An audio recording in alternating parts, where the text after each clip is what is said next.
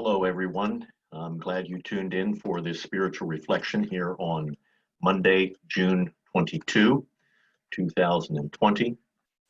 I've spoken about this coronavirus season as a time of God refining the church, God refining me, God refining what is really important in our lives, helping us focus in on that. Refinement is sort of getting rid of, burning off that which isn't essential and purifying so that that which is really valuable comes to shine. I'd like to reflect with you a little bit this morning on the process of coming back together in person as a church. We've been working at that here at Franconia Mennonite Church for the last several Sundays. We're doing it out of doors, and on July 5, we're looking to move things back indoors. And there are challenges with all of this, and I've been reminded of this by conversations with a number of you, reading things in the news, listening to the news, and just realizing that there are strong opinions on all sides, a strong interest and desire to get back together as soon as possible in our auditorium. Also, a strong commitment to staying safe, to doing that which takes care of each other's health in the process. So I'd just like to reflect a little bit with you about this, and I was drawn to Romans chapter 14, where the Apostle Paul writes about what he calls disputable matters, not things that are from a confession of faith or core values, but things that are debatable and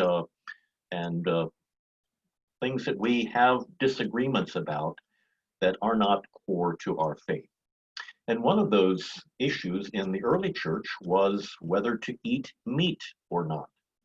You see, the butcher shops of the world at that time were at the pagan temples where people brought their animals for sacrifice.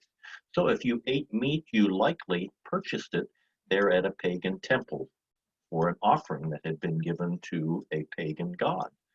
So is it okay to eat meat, or is it not okay to eat meat? Another issue was whether certain days were more holy than others. Sabbath day, Sunday, or other holidays, how are they to be treated? The Apostle Paul writes about these here in Romans 14 as disputable matters. And he makes two key points that I would like to highlight for you this morning. He says the food really isn't the issue. The day really isn't the issue. There are really two big issues. The first one is who we are doing this for the Lord's sake. It's God that we are answerable to, first of all. Let's keep God in our focus as we look at these questions. And I'd like to just read from verses 6 to 8 in Romans 14. This is from the Message. What's important in all this is that if you keep a holy day, keep it for God's sake. If you eat meat, eat it to the glory of God and thank God for prime rib. If you're a vegetarian, eat vegetables to the glory of God and thank God for broccoli. None of us are permitted to insist on our own way in these matters. It's God we are answerable to, all the way from life to death and everything in between. That's why Jesus lived and died and then lived again, so that he could be our master across the whole range of life and death and free us from the petty tyrannies of each other.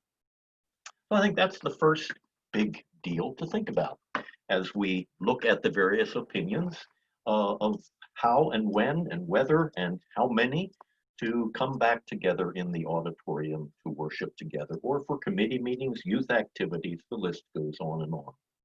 The second major point first is doing it for God's sake.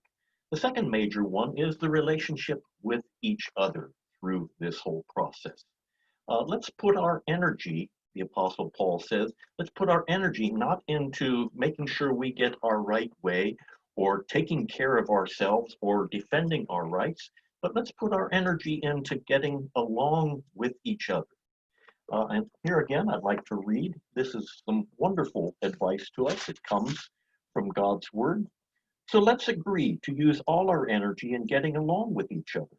Help others with encouraging words. Don't drag them down by finding fault. You're certainly not going to permit an argument over what is served or not served at supper to wreck God's Word among you, are you? I said it before and I'll say it again. All food is good, but it can turn bad if you use it badly, if you use it to trip others up and send them sprawling. When you sit down to a meal, your primary concern should not be to feed your own face, but to share the life of Jesus with another. So be sensitive and courteous to the others who are eating. Don't eat or say or do things that might interfere with the free exchange of love. I think that's just powerful advice from God. As we look to getting back together in the auditorium for worship and other ways that we as a congregation regather, there are lots of questions, difficult questions.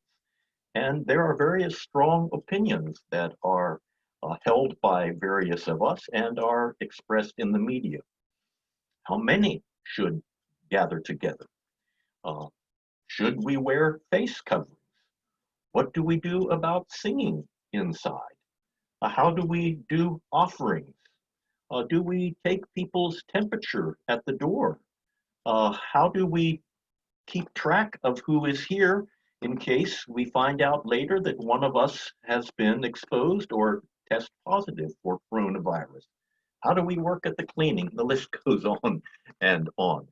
And I guess I just want to offer as a spiritual reflection here this morning that in these discussions, debates, opinions that we carry, that our first focus is really to do it for the glory of God. Does Jesus look better through our activities and behaviors as we work towards these decisions of regathering? And let's do it because we love each other. Let's look out for the interests of others as well as our own. I've said a number of times, this is a time of refining for us. And I'm confident that God is showing us, helping us find a way through the wilderness into his preferred future for us. And whether you're a member here at Franconia or not, I just offer these words to you. I think they're timeless words for focusing on what is most important. Love the Lord your God with all your heart, soul, mind, and strength. Love your neighbor as yourself. God bless you. Have a great day.